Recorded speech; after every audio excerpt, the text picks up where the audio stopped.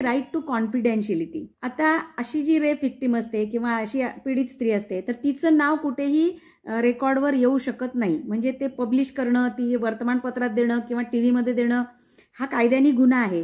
त्यामुळे त्या व्हिक्टीमचं नाव हे पब्लिश करता येत नाही, म्हणजे हे जाहीर करता येत नाही.